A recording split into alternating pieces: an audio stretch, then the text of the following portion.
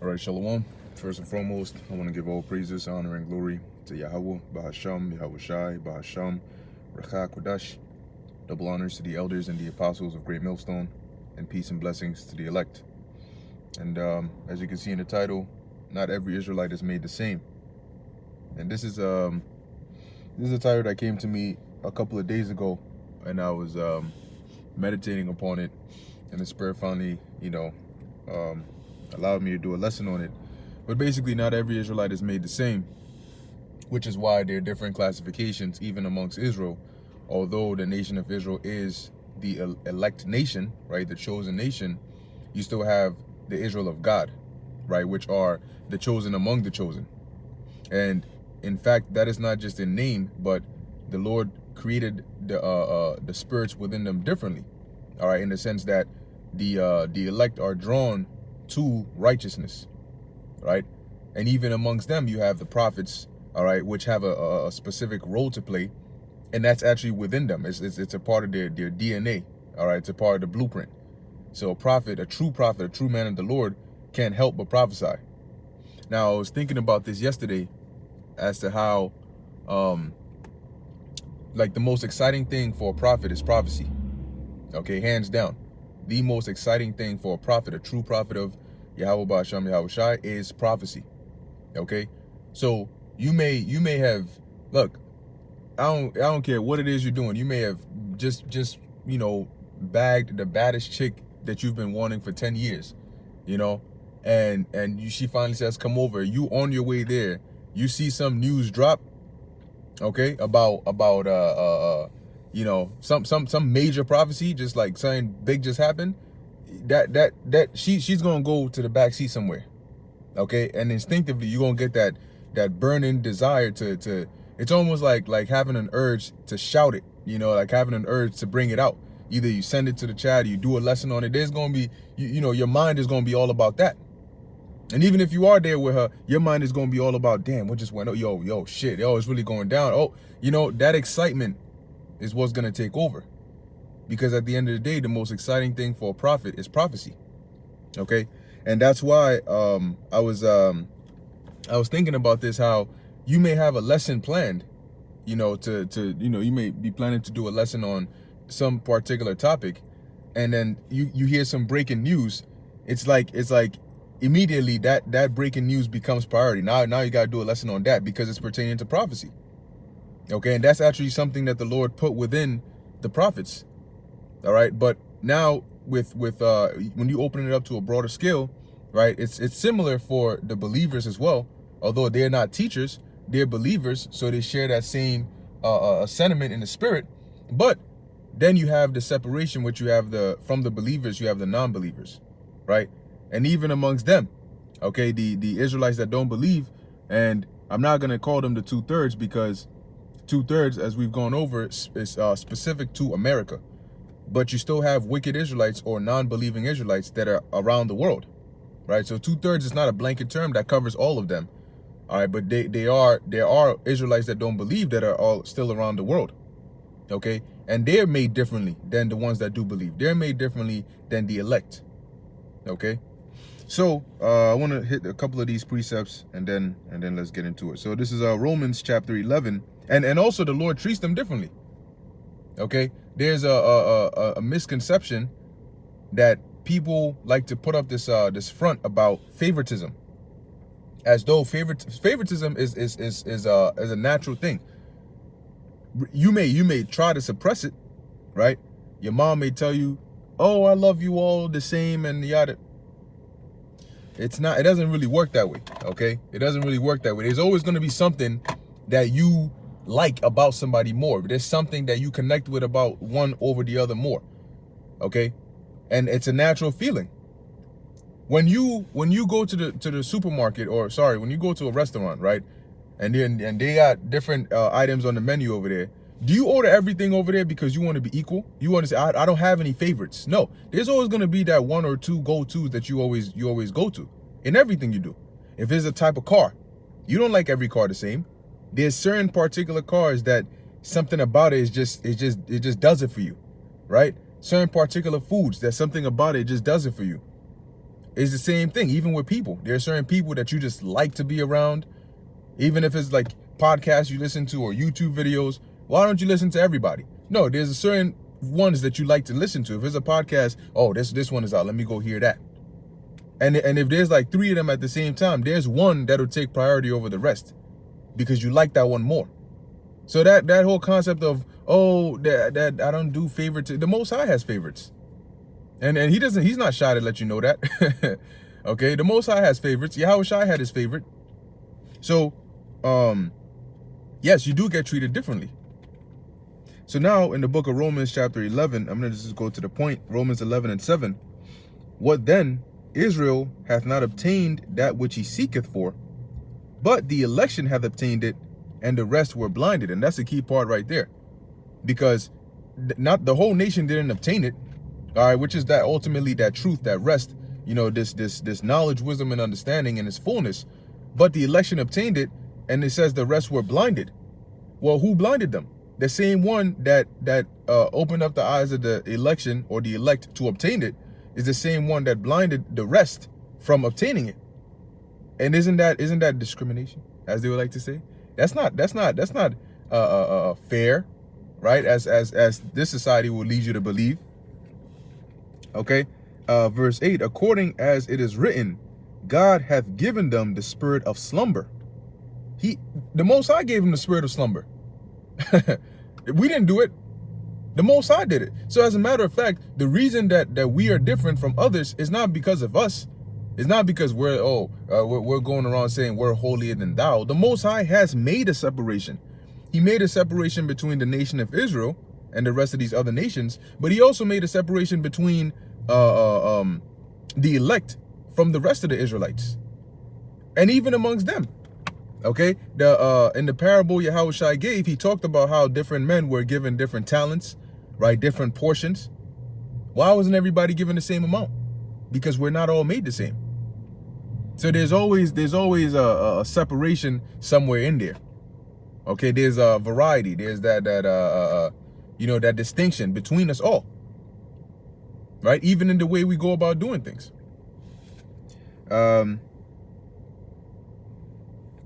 Like, for example, you would say the way the Most High treated Daniel is different than the way he treated another Israelite, right? Another Israelite. You can see the way the Most High deals with certain individuals over certain other individuals. So continuing in Romans 11 and 8, according as it is written, God hath given them the spirit of slumber, eyes that they should not see, and ears that they should not hear unto this day. The Most High did that. That's separate treatment, because he knows that these individuals here in my storyline, I made them to be like that. And that wasn't of us. That wasn't of any of us to decide that. That was already, when we were created into a particular role. Just like when somebody's writing a story, when they start forming those characters, the characters they form go into a particular role. Okay, the main character, his name is John Smith, and he is a swordsmith. He's the second he was created, he was assigned a role of what he's going to play. He's going to be the main character. He's going to be a swordsmith. His father is this. He comes from this kind of family. And then the writer goes on to, okay, what is his storyline actually going to be? Maybe he was born in a village somewhere. Maybe his parents died when he was young. He grew up to do this. See, he's already assigned a certain role at his creation. That's different from the antagonist, right? The villain, or maybe the side characters, or the extras, or the main character's parents. It's all different. They all have different roles. So guess what? When we were created, the Lord created us and assigned us roles. These are going to be the spirits of the prophets. These are going to be the spirits of the believers, the righteous men and women and children. These are going to be the spirits of the wicked, but the wicked, let's just say Edomites, but these are going to be the spirits of the wicked Israelites, the ones that are not going to take heed. And amongst them, these are going to be the chief ones. These are going to be the Sauls and those wicked kings that you read about. These are going to be them. He already did that. So he didn't create us all the same. Now in the kingdom, where all Israel is going to be saved, But even still, there's gonna be a difference in rank and order and all of that. So that's why we got to be very grateful that, Lord willing, you know, there's a good possibility that we were part of the ones that were created to be the good ones, to be the elect, to play that role and to be delivered. Now let's go to the book of Isaiah chapter 6 verse 9. And he said, go and tell this people, hear ye indeed, but understand not, and see ye indeed, but perceive not. So for those that can't receive this gospel, it's not, I mean, we literally openly tell you what the secret is, but the Lord, there's another force blocking your mind from being able to actually receive it and believe it. And that's not of us. That's the Most High who's doing that. So ask yourself, why is the Most High blocking some people from receiving it versus others? That's not equal treatment. It says here, make the heart of this people fat. And what are the consequences of that? Destruction. If you don't believe it, especially in this time, you're going to be destroyed. You're not going to make it. And make their ears heavy and shut their eyes, lest they see with their eyes and hear with their ears and understand with their heart and convert and be healed. Meaning that to block their spiritual understanding. So obviously they can see with their eyes, they can hear with their ears, but they can't perceive it. They can't receive it. They can't understand it. So to them, it sounds like make-believe, gibberish. You guys are just, you know, making things up. Nah, that don't make sense. Then they always want to come against you. And a lot of them don't even have valid points. And then eventually they realize that they're trying to use the same book to come against us. We're using the same book. So only one person is going to be right. Right? You can't say, the same book you've been using to teach your point, right? I'm going to use that same book to come and tell you that, nope, that's opposite. Guess what? The book is going to back up somebody's point. All the precepts in this book is going to support somebody's doctrine, somebody's point. And once we've identified that, there's nothing else you can do against that. Okay? Now this is the book of Matthew chapter 13 verse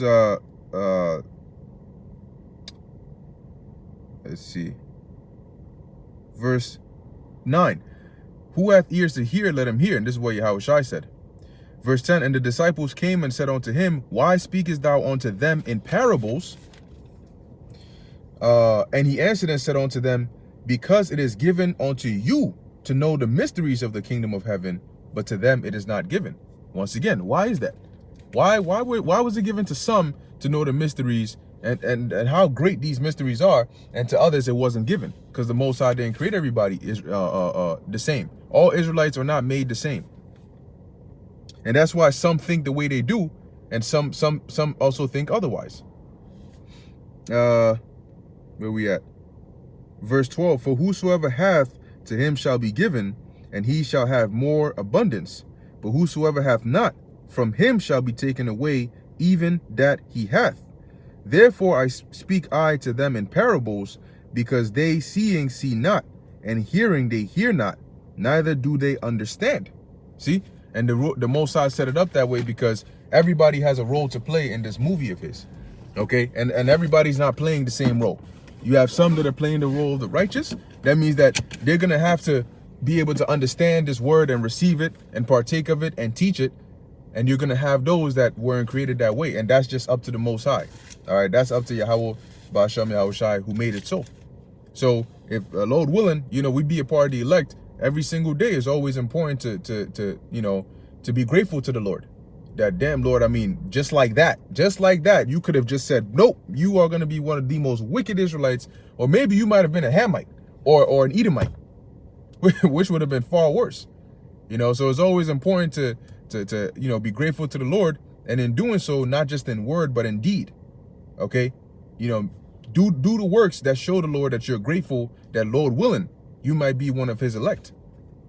So with that, I'm going to end it here. Lord willing, that was edifying to the elect. Actually, as a matter of fact, let me actually read this before I end it off. This is GMS Virgin Islands Straight Gate, Acts 13 and 22.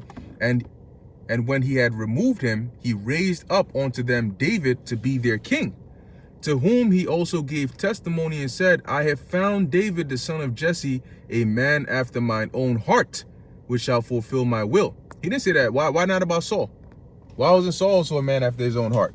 It's not everybody that the Lord said this about. So it goes to show that the Most High himself, the Creator himself, has his favorites. Okay? And he didn't create everybody equally. He didn't create everybody the same. There's always going to be some difference. And guess what? In that will come some different treatment as well. So the best thing for you is for you to know your lot, your role, whatever the Lord put you in. And instead of envying another's, look at what your role is and play it to perfection. You know, and then that's that. Because somebody may have been given a higher role and they may not be living it to their full potential. And you may have been given a low role, but you're doing it so well that you making the Lord proud. Like, damn, maybe I should move this guy up. Because the Most High can do anything he wants. But anyway, with that, I'm going to end it here. Lord willing, that was edifying to the elect. In closing, I want to give all praises, honor, and glory to Yahweh, Bahasham, Yahweh Shai, Bahasham, Rakha, Kudash. And until next time, Shalom.